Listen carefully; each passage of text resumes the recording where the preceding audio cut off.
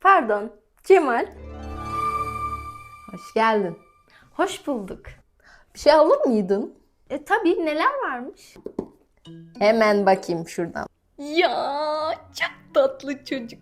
Şunun yakışıklılığına bakar mısınız? Allah'ım şükürler olsun sonunda. Bir tek adı sıkıntı ya.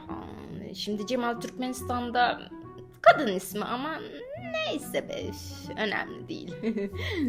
Allah'ım giyeceğim ben bunu ya. Sonunda hayatımın aşkını ve ömür boyu soyadını taşıyacağım birini buldum. Bu arada. Senin soyadın neydi? Benim soyadım Celep.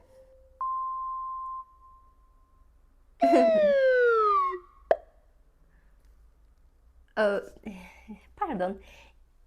Ben bir lavaboya kadar gidip geleyim. Hemen dönüyorum, tamam? Tabii buyur.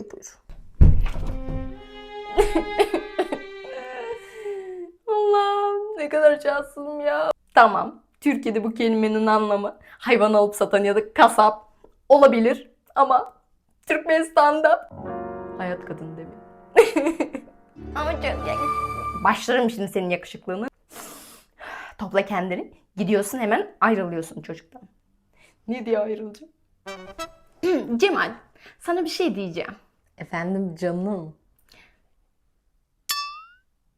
Neydi o kelime ya? He. Sen benden daha iyilerine layıksın. Henüz beni tanımıyorsun ki ya. Elveda. Nereye gidiyorsun?